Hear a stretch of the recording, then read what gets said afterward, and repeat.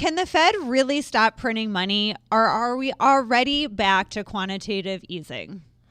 Yeah, so let's talk about, first of all, like who does what. I think that's important. So this can be confusing. So let's unpack this a little bit. The U.S. Treasury, as you guys might know, they actually print physical dollars and they mint coins, right? So that's super clear.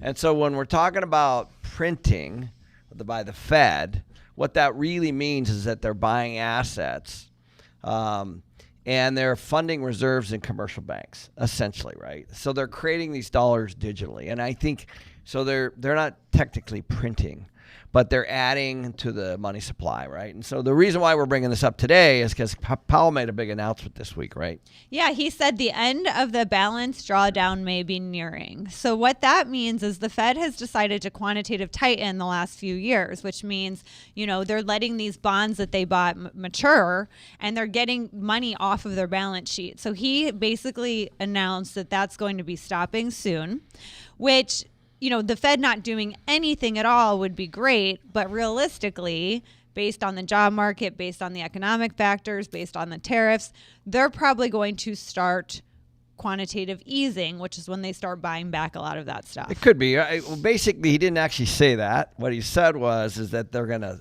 end quantitative tightening. Mm-hmm. So it's interesting because what does that actually mean? What it means is that they believe that the reserves are at a sufficient level. That's what that means. And so the real issue is, how does all that kind of waterfall its way down to, the common person, right? Like us, like interest rates and all that kind of stuff. So it's important, I think, that his announcement was because and he said this. So he said that the labor market is weak, is what he said, and the inflation is above their target. So those are two important things that we kind of weaved in there as he talked about that. So what does that actually mean?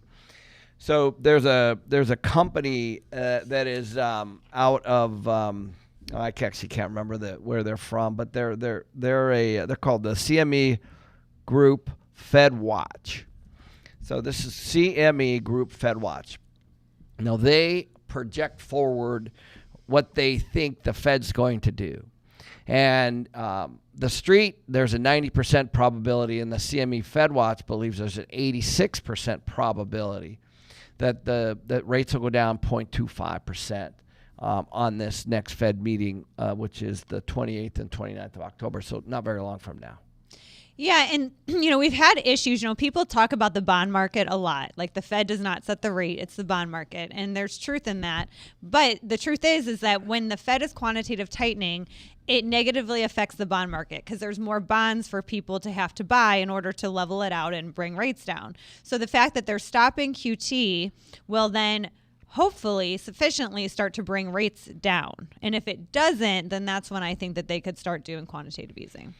Right, and the other thing is, I think that sometimes can be obviously very confusing is the federal funds rate. If that happens, the federal funds rate will get down to 3.75 to 4%. Okay, so that's not bad. And then the Fed meets again in December. So I mean, a lot of people believe that we're going to see a couple quarter point rate cuts before the end of the year, which is certainly favorable for all kinds of things. We're going to get there in a minute, but in my world, and in a lot of real estate mortgage world, this is the 10-year Treasury is kind of the indicator that we follow. And right now the 10-year Treasury is at 4.02, at least it was this morning, and it's been bouncing around from like high 3.9s to 4.2, I guess. And to believe it or not, what keeps it high is sticky inflation, rate cuts, and a weak labor market. So what's interesting is that there's not really a lot of relief in sight if you study the 10-year.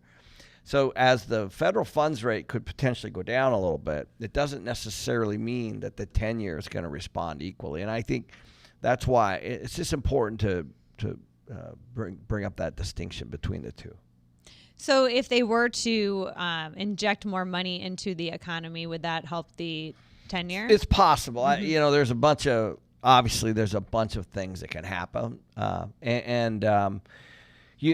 he didn't actually say, remember, he just said he's going to stop QT, quantitative tightening, right? He didn't actually say he was going to start QE. He did, but if you look, there was stress in the repo market, and there's banks that are currently short on cash right now, and typically when that happens, they do start QE. True. Yeah, that is true. Look at you talking about the repo market. I was looking into it. What's happening over here? Well, it made major headlines too, and that banks were also having to borrow money right now as well. So it. You can go to toe with George Gammon now. Right. He talks about the repo market. He talks circles around me, but I do think a lot of people say, why can't we just stop printing money? And a lot of these reasons are the why behind it, because the whole thing is going to crash if there's not money in the system to be lent. Yeah. So. This will make sense after I say it. So quantitative tightening means that you're taking liquidity out of the market. I mean, that's what it means. Quantitative easing means you're putting it in. So when you're taking liquidity out of the market, obviously things change. When you're putting it in, things change. But he didn't say that he was going to quantitative ease. He said he was going to stop QT. So what does that mean? What that means is that it's going to continue to keep more liquidity in the markets, even though what you just brought up is accurate, right? So more liquidity in the market typically means lower rate, right? So I don't know. Obviously we'll know, but what this typically means. This is typically favorable for equities. This is typically favorable for real estate, typically, right? So this is not a bad thing, and I lower rates is obviously what everybody wants, right? Especially on our channel, right? So what do you think? Yeah, I agree. That's it? Yeah, that's it. Jeez. All right. Well, what's going to happen?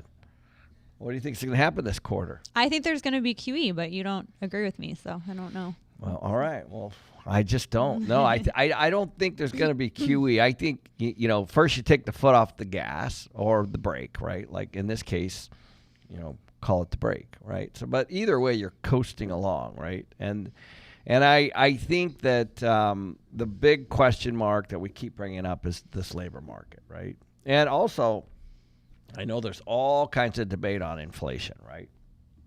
So, I mean, it's so funny how polar opposite people can be on inflation, especially with tariffs. I mean, we had dinner with Jim Rickards, and he's like, tariffs are not going to create inflation, right? And then we'll have dinner with somebody else, and they're absolutely they're creating inflation. So it's confusing.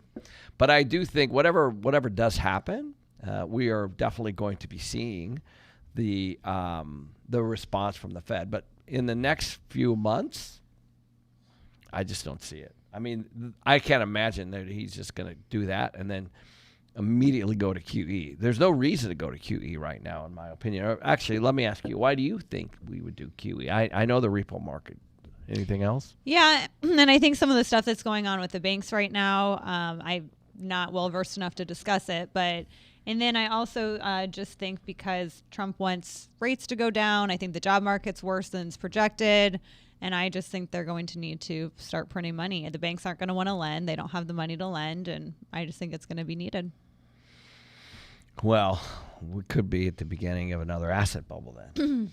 Mm-hmm. Right? I mean, that's essentially what does happen. You guys know that when rates go down significantly, people go out and buy stuff, right? Because we're a consumer society. So people go buy cars, they go buy electronics, they go finance stuff, they refinance houses, they buy houses. So all that will happen, and it'll be a long, slow, drawn out. If that does happen. But I don't know. We're not banking personally on massive relief next year on the rate side, on the 10-year or anything like that. I mean, it would be great, but. And we're still, by the way, you guys know we've been super active this year. We've done 12 transactions. I just added it up the other day. That's a lot for us. acquisitions, recaps, new construction, refinances. We've done all that stuff this year, and we're getting rates from the agencies, Fannie and Freddie, in the mid fives, and that's pretty good. I like where we're settling out. That's lower than what you're seeing in the residential, right? What are you seeing there? Mm-hmm. Yeah, right now I think we're at 6.3. Yeah. So oddly enough, the commercial markets, and that's partially because I think multifamily, specifically where I am, is getting beat up a little bit. The values are way down. There's loan maturities. We have $1.5 trillion, I think, right now, Jerry, or something like that. $1.5 trillion of loan maturities coming up, and by the end of next year. So so it's a very the tale of two cities, really, two completely different markets going on right now. But I don't know. What do you think's next? Nothing. We can jump into our Ken Pro questions. Let's do it. Yeah. Jimmy is asking, I'm a first-time home buyer and accidentally offered full listing price on a condo that just hit the market. We meant to go in at lower with a bigger down payment. Should we try to change the offer now or wait to negotiate after the inspection? Ooh, what would you do? I'd probably just pull your offer. I mean, I don't know, how you accidentally offered full price. Like, I don't know who filled that out. I mean, you had to sign it. Somebody had to write it.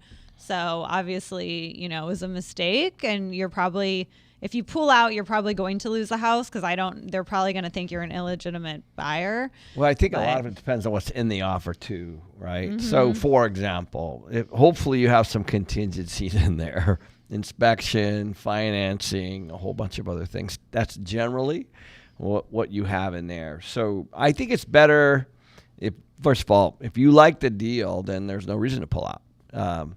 If you don't, then and you don't have the money, or you think you overpaid or something, then just I would just be palms up, like you said, right? Just let them know. Just say we're not interested in it anymore. Yeah. Because everything's we haven't seen the offer, but typically you're fully refundable deposits and everything like that at this point, right? And if you don't fund escrow, it's dead anyway, right? There's all these things inside of the offer. So the price is just kind of the beginning point. Absolutely. All right. Well, thank you guys for tuning in, and we will see you next week. All right, guys.